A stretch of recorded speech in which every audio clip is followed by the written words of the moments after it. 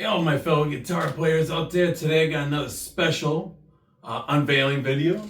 This time I got myself a Schecter E1 vintage, vintage custom. Now I'm really excited about this one because this has USA designed pickups. They're kind of designed off of a Les Paul vibe. Oh, there we go. Woo! Well, that's the first step. All right, I'll let you guys see it first. Oh, this is the best part, undressing her. Oh, yes. Oh, you know what? Oh. Love those South Korean made Schecters. Oh my gosh. Yes. Oh yes. Oh, give it to me, baby. Give it to me. Oh God, she feels gorgeous. Oh my Lord. Here we go. Oh, that E-body, man, or Explorer style body. It's really hard to get the cloth off of her. Here we go. Oh my gosh, she feels beautiful. Woo, woo. Oh, oh my gosh. Oh, beautiful. Oh my gosh. And oh, yes, look at you. Look at you. In case you don't know me, I love getting my guitars through sweet water so I can see the wonderful pictures. Oh my Lord. Woo! Holy crap. That is a sex machine right there. That is a sex machine. Ridiculously high action. So this will be an awkward video. Ha! In perfect tuning. That's impressive. Oh, it's a little out of tune. These have Schecter's USA designed pickups in them. The Pasadena and a Sunset Strip. Pasadena in the neck and a Sunset Strip in the bridge. The best way to describe them, particularly the neck pickup, is based off of like a Les Paul 59, or a Gibson 59 humbucker, or PAF. And then pretty much the bridge, well, it's just a hotter version. So pretty much think of, Les Paul or Gibson pickups, And for that reason, these things clean up really nice, and they have lots of dynamics with different volume levels and everything.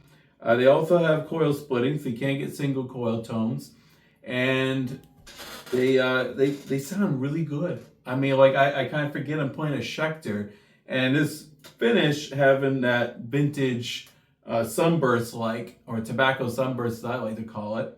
Looking by with all this binding. It has that Les Paul Custom feel. I really like the Schecter's Explorer style guitar because it has a little more of an aggressive look to it. And I think it makes it look really, really cool. And it's definitely, it's a showstopper on stage, And it plays great. Now, I will have to say that I did have to do a setup on this. I did have to adjust the truss rod because the neck relief was absolutely ridiculous.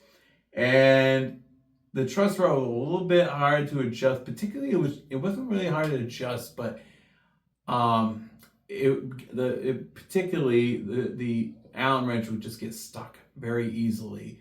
And, not all of them stick, but this one really did, and I could not release it once I made my turn. Like I said, it was reading about almost 2.5 millimeter for the action, and I brought it down to about 1.75. And I think my action gauge ruler is also just off, so it could be like 1.5 I got set at right now. I don't know. Some of these don't get precisely cut, and therefore they can give you a slightly different measurement. But at any rate, it plays a whole lot better now. I would particularly raise the pickups just a little bit. But for the purposes of this demo, I'm good to go. So let's start with a neck pickup. All right.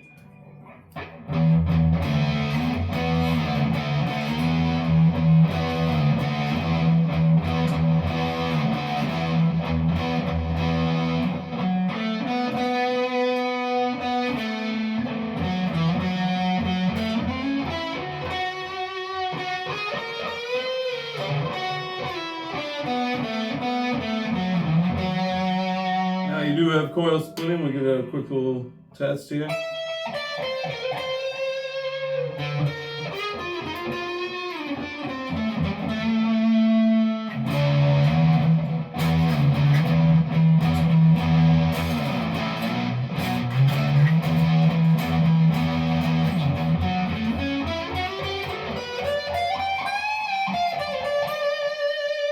Alright, so let's go with the bridge. We'll start with the humbucker.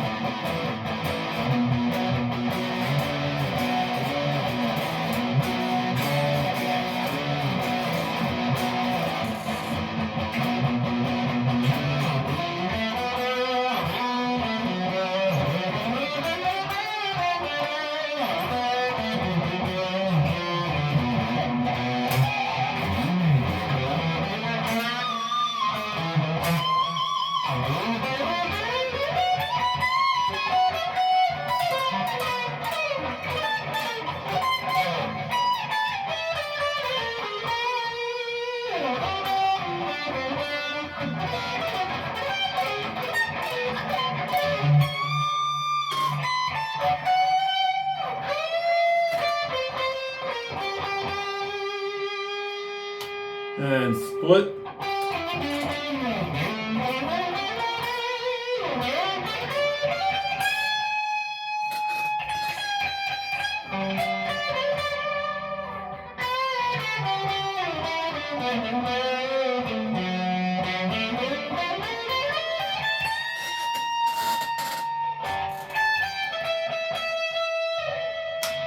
Now, one thing I want to show is that they do clean up very nicely. So let's give a little bit of a play here.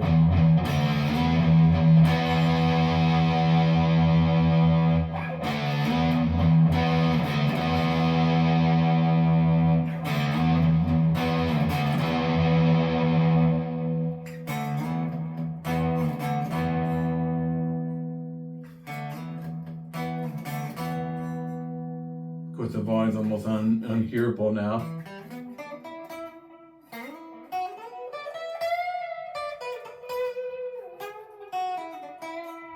You can actually get sound almost at 0, and most of the time you can't get sound at almost 0. It's like it doesn't kick in until about 3.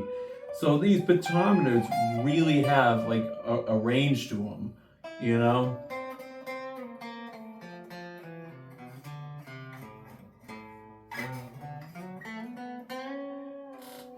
And we get a little more heat.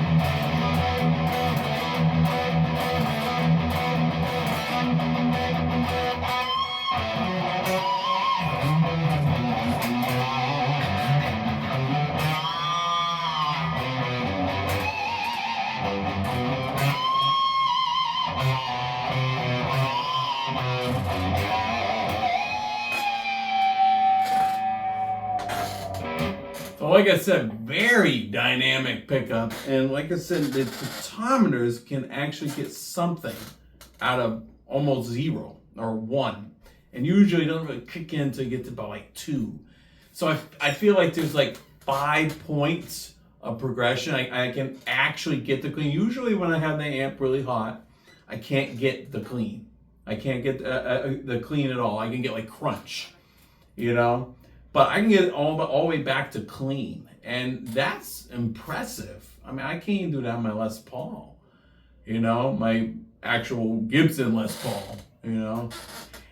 And, you know, and then of course, you know, the one thing that's really nice to mention, there's a rubber stripping that goes around. They look like they're traditional, but they have this rubber stripping and it gives you a grip. And it makes it super easy to adjust them. Now, the one thing that I found a little weird, and it's really a side effect of, because it's a push-pull, and a lot of push-pulls have, you know, low friction. And therefore, you know, I thought, oh, well, this would be great for volume swells. I thought maybe they put that, because this would be a lot easier to get to for volume swells than doing right here, because you'd be getting to the bridge and everything. But no, this is the volume.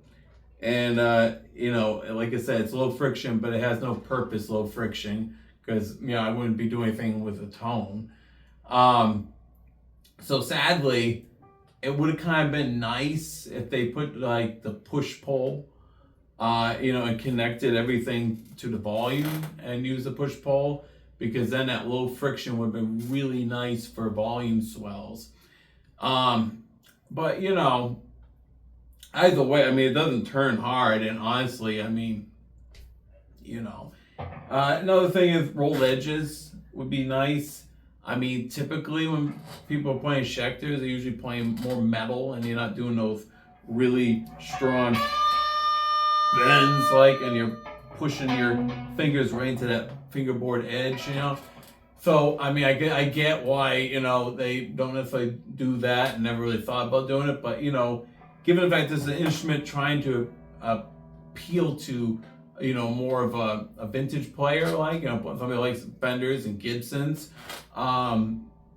you know, the rolled edge would be a good idea. In fact, the logo is less aggressive on these ones versus the ones that are more, you know, modern day metal like vibed.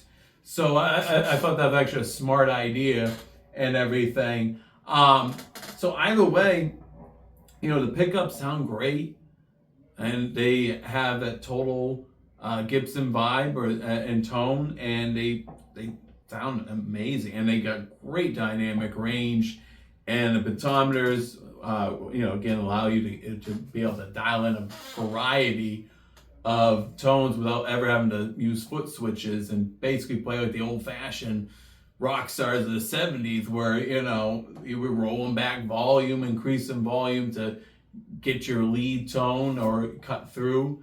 And, you know, you can do all that with this guitar. So it definitely is really awesome. Now, the bridge here and is a Tone Pros. So I don't know much about them, but that it's you know, like an aftermarket thing. So I'm assuming it'll be pretty good. It really holds tune really well. I believe it's graphite nut. I might be wrong. Either way, tuning on this is a breeze, and it holds tune really well. They have Schecter locking tuners. Schecter locking tuners here.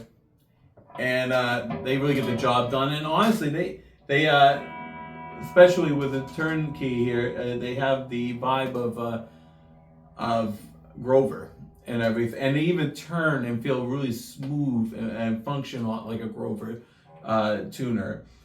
You know, it's actually kind of cool that Schecter is now making some really nice hardware, so that even if their hardware is on a guitar, it doesn't mean that you're not getting that full quality that you would be getting if you put some aftermarket stuff on there.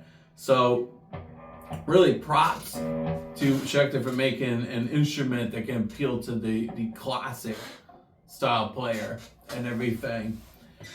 So until the next video, keep rocking your axes and try yourself a Schecter E1 Schecter Explorer. Come on, that's what it is. What else could that E stand for? extreme body. Actually could. I mean, this body's huge. I'll tell you, man, I instantly lost 20 pounds when I put this on my lap. You know, I look thinner. I look thinner. Look, I look thinner. That's right. See you in the next video.